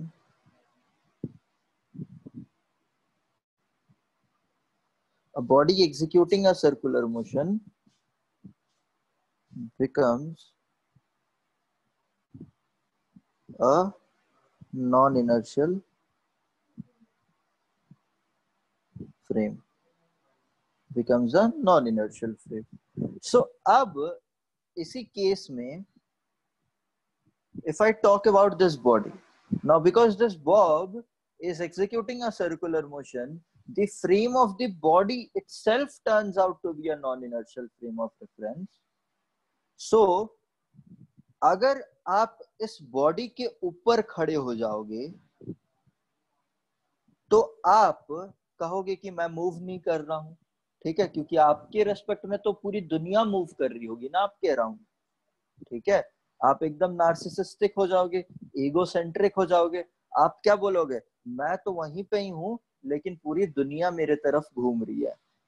पहले जो before modern science era, people used to believe that sun revolves around the earth, right? There was no heliocentric model of solar system, right? कोई heliocentric model नहीं था। heliocentric मतलब sun के centered solar system वाला model नहीं था। Model था कि अर्थ के अराउंड सब कुछ घूम रहा है, बिकॉज वो मूर्ख लोग थे, वो लोग तो बाहर का सोच नहीं पाते थे, तो इसीलिए लेकिन जब उन्हें पता चला कि नहीं ऐसा नहीं है, earth revolves around the sun.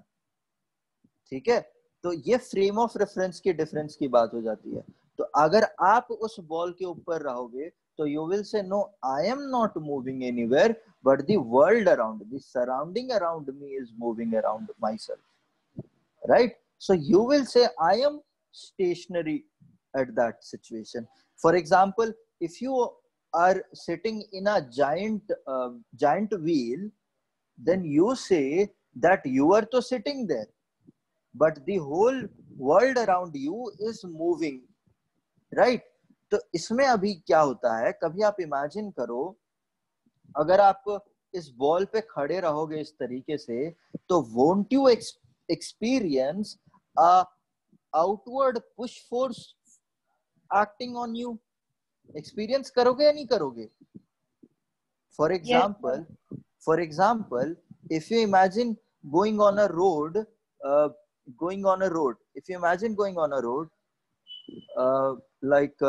by a vehicle or something, so if it takes a turn, so you experience a jerk in the outward direction, isn't it?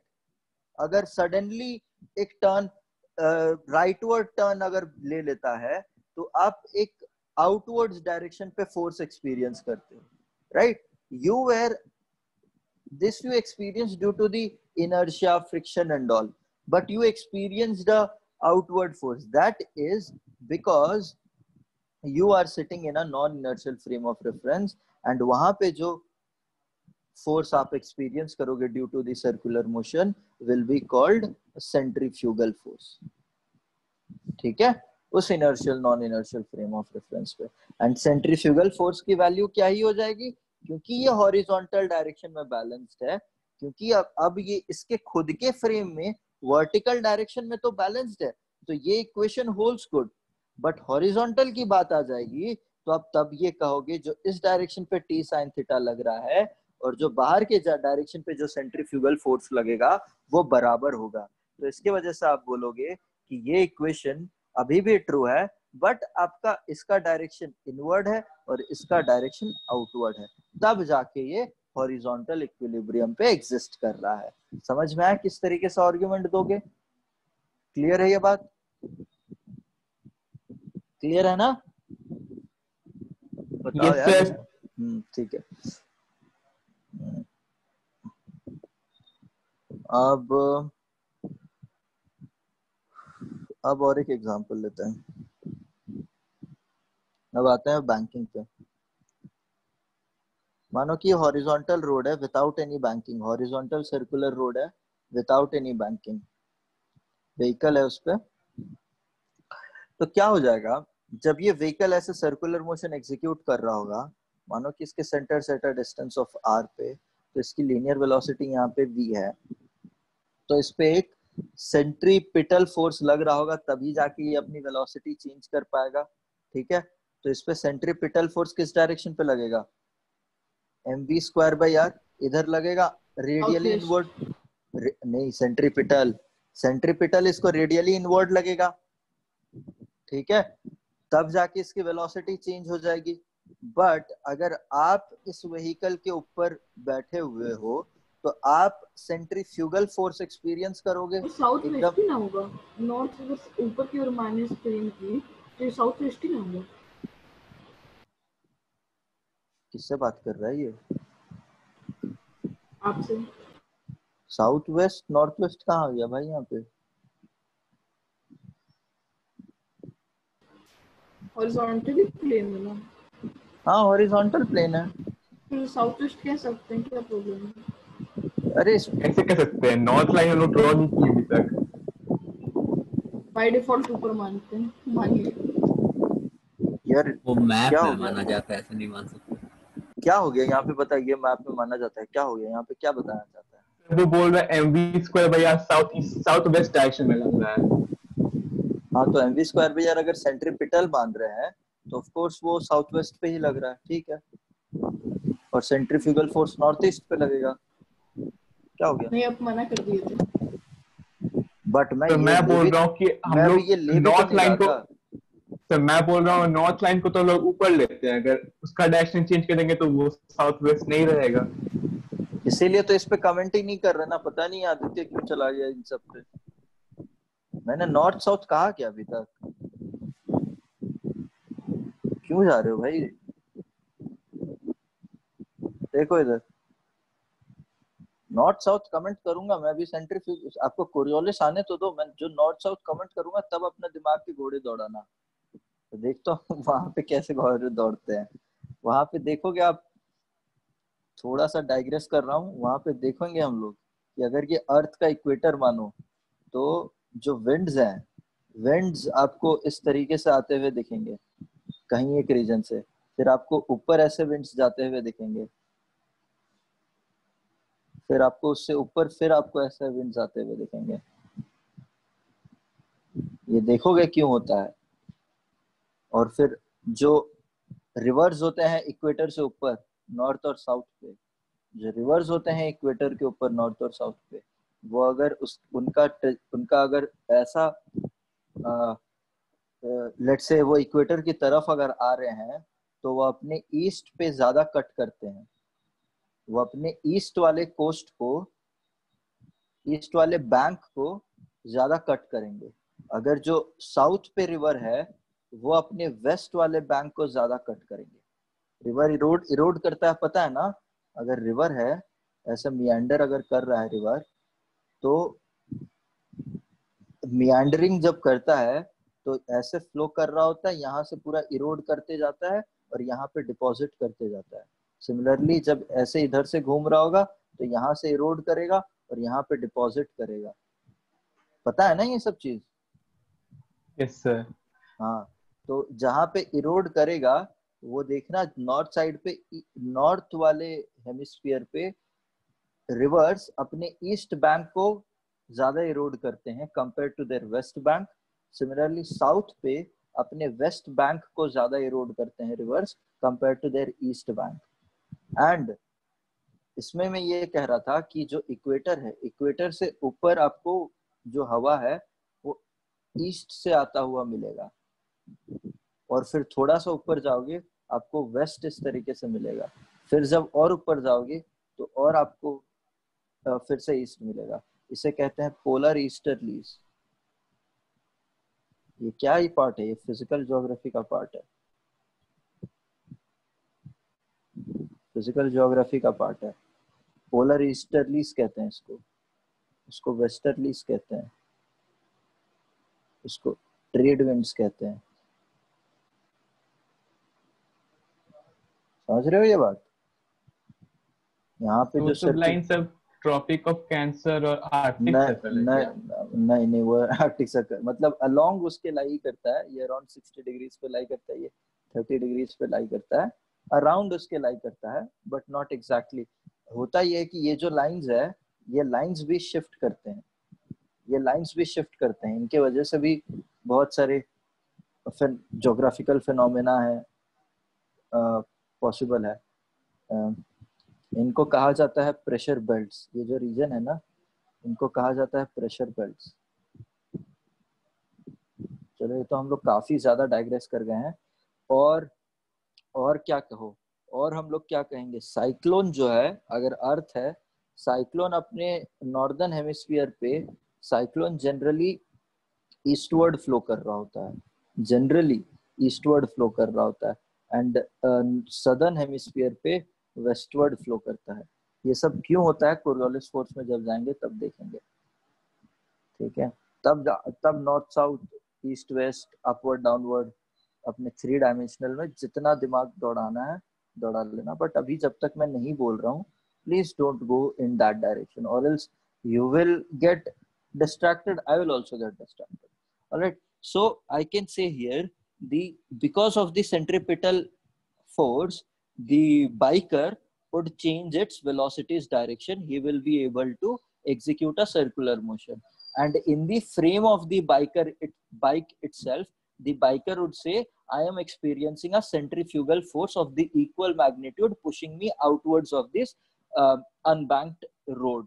So because he will be in his frame itself, because he is experiencing a centrifugal force outwards. So in his frame itself, there will be an frictional force which will be stopping him to skid away from the track.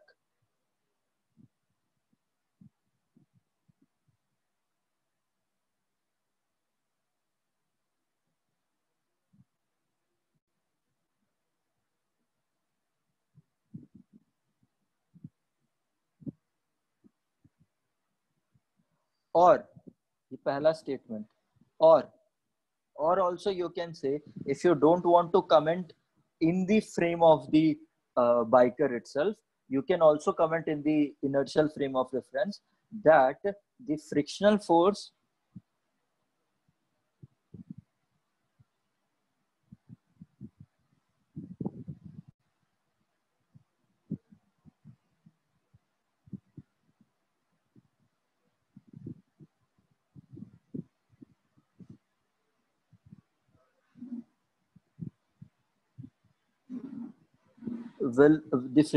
will cause the biker to execute a circular motion through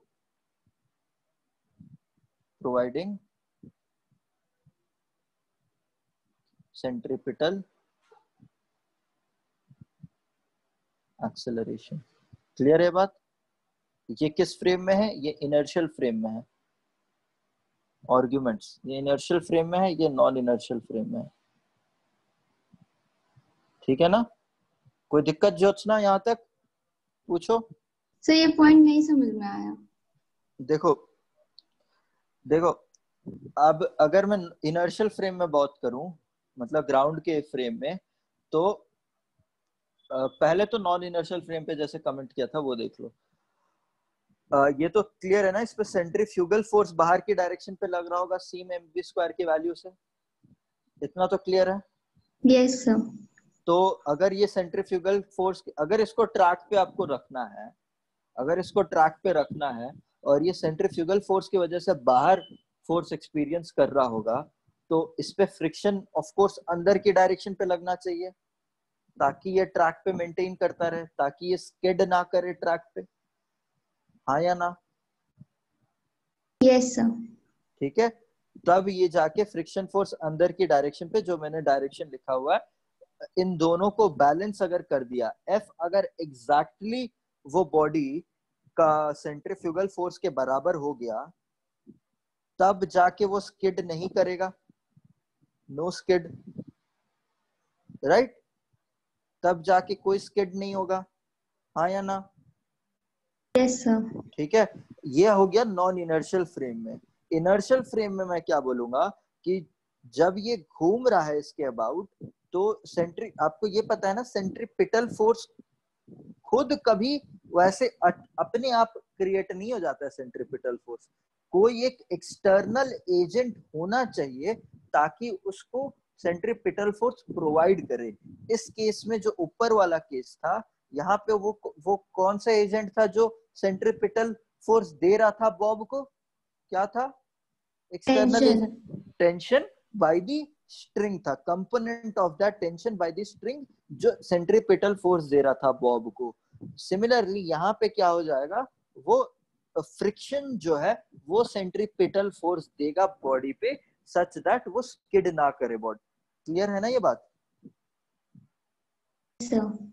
ठीक है.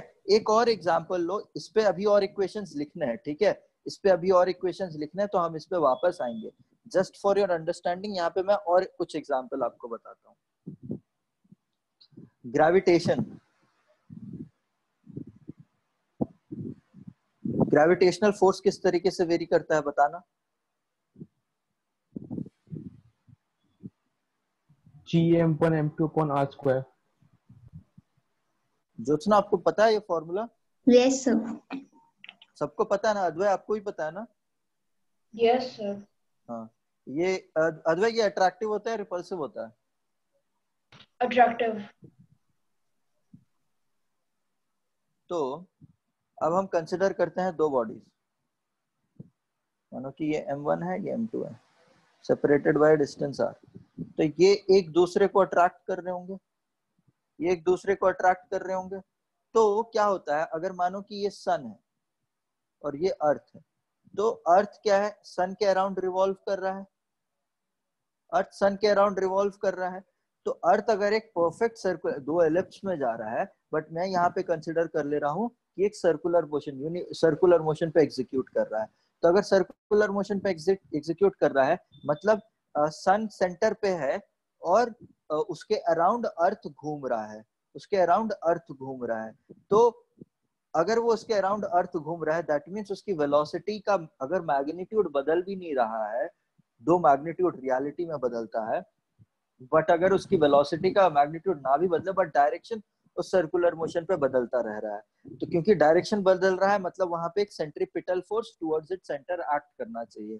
तो यहाँ पे what is causing the centripetal force, बताओ Jyotsna. Gravitational force. हाँ, so यहाँ पे the gravitational force, gravitational attractive force is causing centripetal force। तो सेंट्रीपिटल फोर्स एज इन कोई न्यू फोर्स नहीं है, ये पहले से ही जो फोर्सेस प्रेजेंट है वही आपको सेंट्रीपिटल फोर्स देते हैं सर्कुलर मोशन पे। समझ में आ रहा है? सिमिलरली Kepler's का first law of conservation। समझ में नहीं आया, पूछो पूछो, फिर से पूछो। Sir, Kepler's first law of derivation। Kepler's first law का डेरिवेशन क्या है? केप्लर्स फर्स्ट लॉ का derivation elliptical orbits, law of elliptical orbits है नहीं है? केप्लर्स फर्स्ट लॉ क्या है? एलिप्टिकल ऑर्बिट्स है लॉ ऑफ फर्स्ट लॉ। और दूसरा वाला क्या है? Areas, area law. और तीसरा लॉ टाइम पीरियड और रेडियस वाला रिलेशन। यह है या नहीं है? 3/2 क्यूब रहता है, किसमें स्क्वायर रहता है, कंफ्यूजन रहता है हमेशा। यह है, कोई दिक्कत नहीं, यही है। t equals to a raised to power 3/2 है, ठीक है। तो यहाँ इसमें क्या पूछना है? इसका डेरिवेशन चाहिए, एलिप्टिकल ऑर्बिट्स का डेरिवेशन। हाँ सर। हाँ तो भाई ग्रेविटेशन तो जाने तो देना ब्रो, ग्रेविटेशन जाएंगे तो सब बताऊंगा ना, अभी बताऊंगा मैं, अभी भी बता सकता हूँ बट नहीं अभी नहीं, जब ग्रेविटेशन जाएंगे तब ये सब तसल्ली से डिस्कस करेंगे। इलेक्ट्रोस्टैटिक्स पे देखो, आपको ज्योत्सना एटम के अंदर क्या है? हाँ न्यूक्लियस है, प्रोटॉन्स है और इलेक्ट्रॉन्स है, न्यूट्रॉन्स भी है। हाँ, न्यूक्लियस में क्या क्या है? Protons and neutron. Proton positively charged है, न्यूट्रॉन न्यूट्रल है। और इलेक्ट्रॉन्स कहाँ पर है? न्यूक्लियस में ही है क्या इलेक्ट्रॉन? नहीं, इसके बाहर घूम रहे हैं। हाँ, माना जाता है, घूम घूम नहीं रहा, किसी को नहीं पता भाई इलेक्ट्रॉन कहाँ पर है, इलेक्ट्रॉन कहाँ पर है किसी को नहीं पता। पता है ना आपको? अरविंद बताना चाहेगा इलेक्ट्रॉन कहाँ पर होता है? नहीं सर, बहुत अनसर्टेनिटी है। हाँ बहुत अनसर्टेनिटी है कहाँ पे। समझा नहीं मैं क्या बोल रहा है? बहुत अनसर्टेनिटी है। बहुत अनसर्टेनिटी है, बहुत अनसर्टेनिटी नहीं है, उस सर्टेन अनसर्टेनिटी का भी लिमिट है। हाइजेनबर्ग्स अनसर्टेनिटी। हाँ, उस अनसर्टेनिटी तो है भैया, लाइफ में इतनी अनसर्टेनिटी, आप ये एनालॉजी समझो, लाइफ में इतनी अनसर्टेनिटी है क्योंकि आप प्रेडिक्ट नहीं कर सकते हो किस पॉइंट पे। आज देखो इतना बड़ा हादसा हो गया, हुआ या नहीं हुआ इतना बड़ा हादसा? इतना बड़ा लॉस है इंडियन बॉलीवुड में। Yes sir. हाँ, कितना बड़ा लॉस है इंडिया। अब देखो उन्होंने इतनी अच्छी पिक्चर बनाई छिछोरे पे, इतनी अच्छी पिक्चर बनाई है, इतना बढ़िया मैसेज है कि सुसाइड करने का कोई MS Dhoni. And he did the same thing, isn't it? Like, because of course people feel dejected after it, na? People think the movie stars as a what do you say, as a role models, right? So they always try to replicate what their role models do. अब picture इतनी प्रभावी तरीके से आप एक lights off mode में full concentration के साथ थिएटर में देखते हो तो आपके दिमाग में काफी ज्यादा इम्पैक्ट करता है। और अब इंडिया में बॉलीवुड को इतना ज्यादा प्रेज किया जाता है तो काफी नेगेटिव इम्पैक्ट हो जाता है कोई अगर इंसान ऐसे सुसाइड वगैरह सब कर रहे हैं तो काफी डिसग्रेसफुल है। तो let's not digress from here. तो यहाँ पे मेरा क्वेश्चन था, अनसर्टेनिटी का जो लिमिट है वो भी हाइजेनबर्ग्स अनसर्टेनिटी ने बना दिया है, ठीक है, जो momentum times of delta X should be less than और equal to h cross by 2, ठीक है। ये सभी हम delta E times of delta T should be less than और equal to h cross by 2, और क्या कहेंगे, delta L multiplied by delta theta should be less than h cross by 2। ये तीन हाइजेनबर्ग अनसर्टेनिटी के फॉर्म्स हैं। मतलब the uncertainty in momentum multiplied by uncertainty in position must be less than h cross by 2, which is Planck's constant divided by 4 pi. Similarly, uncertainty in energy and uncertainty in time पे limit है। Similarly, uncertainty in angular momentum and uncertainty in angular displacement पे भी limit है। तो ये uncertainty का limit है। तो इलेक्ट्रॉन ज्योत्सना समझो, एटम के न्यूक्लियस के बाहर जो इलेक्ट्रॉन है ना, वो आपको एकदम सरल तरीके से समझाने के लिए ऐसा कहा जाता है कि वो ऑर्बिट्स में रिवॉल्व कर रहा है, बट ऐसा नहीं है। होता क्या है कि अगर ये न्यूक्लियस है तो समझो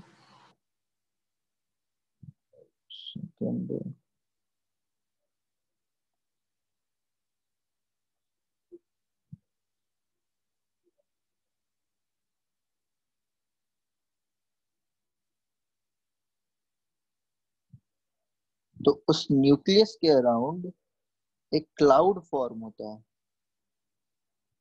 उस न्यूक्लियस के अराउंड क्लाउड बनता है, और इस क्लाउड वाले रीजन पे कहा जाता है कि इतने चांसेस हैं कि मुझे जो इलेक्ट्रॉन है वो मिल सकता है, ये नहीं पता कि कहां पर अवेलेबल है। सिमिलरली उससे आगे और इलेक्ट्रॉन क्लाउड है।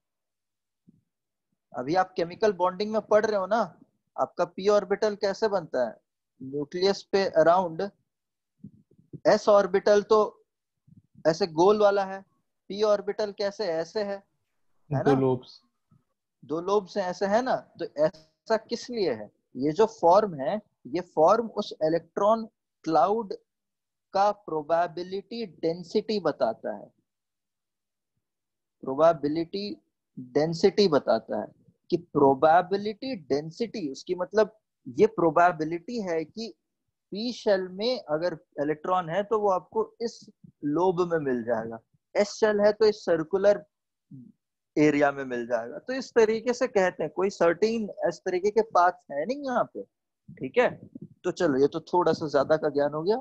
अब मुद्दा देख लो यहाँ पे क्या है कि एटम के अंदर यहाँ पे न्यूक्लियस में प्रोटॉन और न्यूट्रॉन है और उसके अराउंड इलेक्ट्रॉन घूम रहे हैं, प्रोटॉन पॉजिटिवली चार्ज है। तो यहाँ पे क्या हो जाएगा, इनके बीच में अट्रैक्ट ऑपोजिट चार्जेस हैं, unlike charges attract each other. तो इनके बीच में जो इलेक्ट्रोस्टैटिक फोर्स है वो 1/4 pi epsilon not Q1 times of Q2 by R square के टर्म्स में चेंज होता है।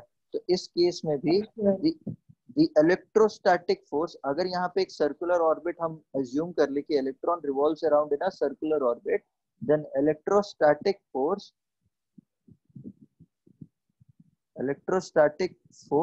provides the necessary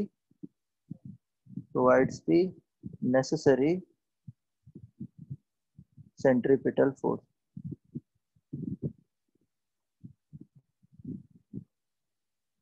ठीक है, तो आपको सेंट्रीपिटल फोर्स कोई पहले से ही बना हुआ नया फोर्स नहीं है, आपको जो ओरिजिनली एग्जिस्टिंग फोर्सेस आप नेचर में पढ़ रहे हो वही फोर्सेस आपको सेंट्रीपिटल फोर्स दे देते हैं जब सर्कुलर मोशन पे आ जाते हो। अगर वो circular motion uniform circular motion है तो सिर्फ और सिर्फ सेंट्रीपिटल फोर्स लग रहा होगा which will change the velocity का direction during the circular motion.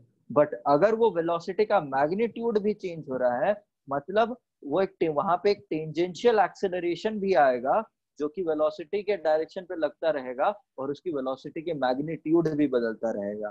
ठीक है, इतना समझ गए आप? 5 एग्जाम्पल से मैंने आपको यहाँ पे बता दिया है। ठीक है, नेक्स्ट क्लास में we will do some questions and we will pick up from this part banking से। ठीक है, बैंकिंग में बैंकिंग मतलब हम क्या करते हैं, अब देखो यहाँ पे अगर सफिशिएंट फ्रिक्शन नहीं दोगे तो स्किड करेगा। अगर आप सफिशिएंट फ्रिक्शन नहीं दे पा रहे हो तो आप क्या करो, बैंकिंग दो। बैंकिंग मतलब आप उस रोड को थोड़ा सा टिल्ट करो। तो जब आप टिल्ट करोगे तब जो mv²/r का कंपोनेंट अभी इधर लग रहा है लेकिन डायरेक्शन ऑफ मोशन थोड़ा सा टिल्टेड है, तो इसका कंपोनेंट जो अलोंग द इंक्लाइन लगेगा वो कम हो जाएगा। ठीक है, वो कम हो जाएगा। इस वजह से ऑफ कोर्स वो कम होने की वजह से अब आपको इस बैंकिंग के वजह से कम वेलोसिटी पे भी आप सर्कुलर मोशन एग्जीक्यूट कर पा रहे होगे। तो आपको दो तरीके से अगर स्किड नहीं करवाना है तो आप इधर उस रोड पे फ्रिक्शन अच्छा प्रोवाइड करो और उस रोड पे बैंकिंग प्रोवाइड करो। तो ये दो यूटिलिटी हम लोग नेक्स्ट क्लास में यहाँ से पिकअप करेंगे और कुछ क्वेश्चंस भी करेंगे। ठीक है, तो आज इतना ही कॉन्सेप्ट है सर्कुलर मोशन पे, इससे ज्यादा कोई कॉन्सेप्ट है नहीं। तो इन सबको थोड़ा सा किताब उताब पे देखो कहाँ पे क्या लिखा हुआ है। ठीक है, जो भी एच सी वर्मा पढ़ रहे हो, एनसीईआरटी पढ़ रहे हो, कहीं पे भी पढ़ रहे हो, क्या क्या लिखा हुआ है समझने की कोशिश करो जो मैंने यहाँ पे बताया है। इसके अलावा भी कहीं पे अगर कोई टेक्सचुअल इंफॉर्मेशन दिया हुआ है आके मुझसे पूछो, सर यहाँ पे ऐसा लिखा हुआ है इसका क्या मतलब है। ठीक है, क्योंकि सर्कुलर मोशन में इससे ज्यादा कोई कॉन्सेप्ट है नहीं। ठीक है ना, और डायरेक्शन वाइज याद रखो। ठीक है, क्या क्या मैंने बताया हुआ यहाँ पे एक बार फिर से मुझे बताना। अगर आपको एंगुलर लीनियर डिस्प्लेसमेंट बताना है तो क्या कहोगे, बताओ। r cross theta. गलत हो गया ना बच्चा, यहीं पे थीटा क्रॉस r। प्लस, एक तो तू थीटा आर प्लस थीटा बोला, फिर प्लस बोला। तो r क्रॉस थीटा बोले। ठीक है, और v क्या हो जाएगा, theta by omega, omega cross r. यहाँ पे ये अल्फा क्रॉस आर। ये आपको डायरेक्शन बता थीटा दिया।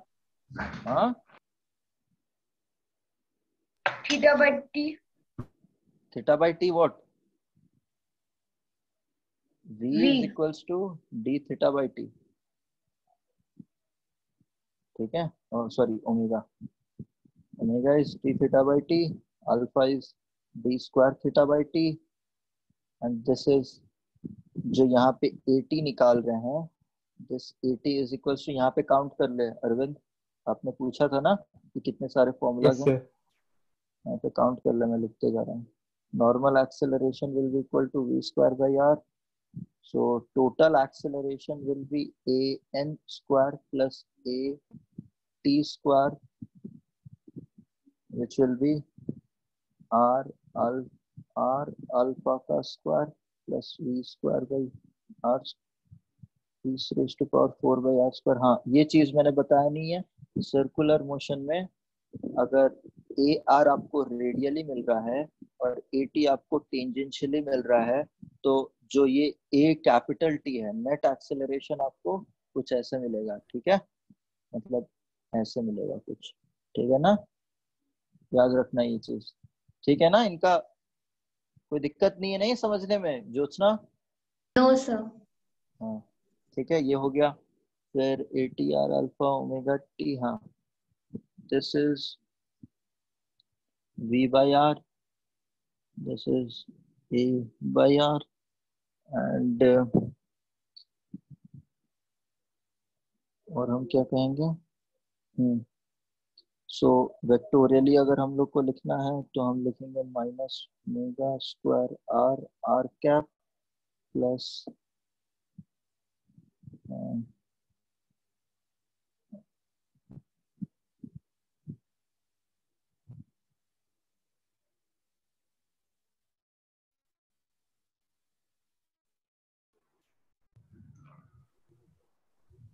सब कुछ चेक कर लो यहाँ पे। R alpha theta Equation cap है। था ना? मैं यहाँ देख लेता हूँ सारा। थीटा कैप तो हो गई होगा। ठीक है यहाँ पे बी स्क्वायर, हाँ ठीक है, चलो सब लिखा हुआ है यहाँ पे। ठीक है, तो आर अल्फा थीटा कैप यहाँ पे पॉजिटिव वाला आ जाएगा। So this is a r r cap and a t theta cap. ठीक है, तो this will be your total acceleration का। फिर if r vector is r dot r cap, theta vector, sorry theta vector कह रहा हूँ, omega vector would be v vector is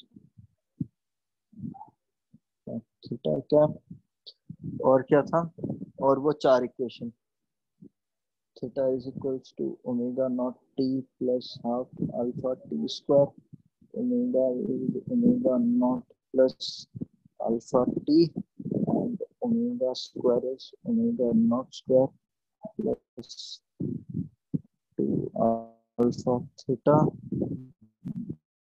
theta n is equals to omega plus alpha by 2 n minus 1। ये सब कुछ तो है इधर, और तो कुछ बचा नहीं है। कुछ बचा है क्या? ये सब कुछ है बच्चा, ये सब कुछ है और कुछ नहीं है यहाँ पे। ठीक है, इतना ही है। अब काउंट कर लो कितना कुछ है। डायरेक्शन वाइज, पोजीशन वाइज हम अब नेक्स्ट क्लास में क्वेश्चंस करेंगे। ठीक है ना? कुछ पूछना है? क्लास कंक्लूड करें यहाँ पे? काउंट करो यार। Thank you sir. Class conclude कर रहे हैं, ठीक है? चलो thank you guys, good night. Thank you sir. अच्छा रुक जाओ अभी अभी थैंक यू नहीं, रुक जाओ। ज्योत्सना, आपको मैंने अभी पिछले पूछा था कि बुकलेट खत्म करना है, ठीक है? Yes sir. हाँ तो बुकलेट खत्म करना है, ठीक है आपको, और ध्यान रखना उस चीज का। अद्वैय, अगर हाँ अद्वैय, आपको आपका कितना तक हुआ है वो एचसी वर्मा? क्या सर? एचसी वर्मा कितना हुआ है आपका? न्यूटन्स लॉज ऑफ मोशन और friction. Newton's law of motion हो गया था, फ्रिक्शन अभी कर रहे हैं, 10 क्वेश्चन है। और बुकलेट? बुकलेट अभी नहीं बना रहे। ठीक है, ठीक है, आप एचसी वर्मा कर लीजिए, बुकलेट आप बाद में भी कर सकते हैं, आपके पास टाइम है। तो ज्ञांश, आपका क्या है अपडेट बुकलेट आप पे? बुकलेट करने बोले थे, वही कर रहे हैं हाँ, बुकलेट खत्म कर दो, ठीक है, पूरा निपटा डाल आखिरी तक, एक भी क्वेश्चन मत छोड़ना। और अरविंद हो या फिर माइक ऑफ रखा हुआ? आवाज अभी थोड़ी देर ऑफलाइन हो। कोई नहीं। तो आपका अपडेट क्या है एचसी वर्मा एनएलएम और फ्रिक्शन प्लस बुकलेट पे?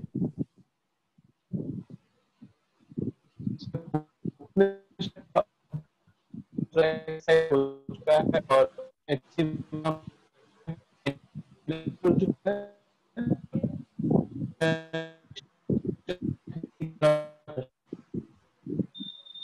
कुछ नहीं, आपका नेटवर्क काफी वीक लग रहा है, बट मुझे कुछ समझ में नहीं आया।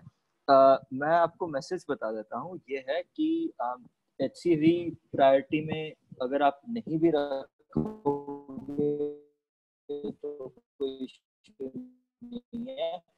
बुकलेट को खत्म करो, में ऑलमोस्ट सारे टाइप के क्वेश्चंस हैं, तो you can cover the booklet first, उसके बाद you can go to HCV. तो अगर फ्रिक्शन में एचसीवी रह गया है तो आप वहां पे रहने दे सकते हैं। फ्रिक्शन के लिए आप बुकलेट सॉल्व करेंगे तो आपको ज्यादा एडवांटेज मिलेगा compare to solving friction from HC Verma.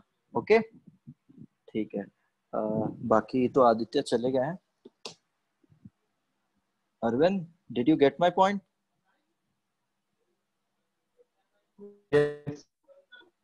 All right, चलो guys, good night. Let's conclude the class here. Thank you. हाँ, पूछना है अद्वैय कुछ? Good night sir. Good night.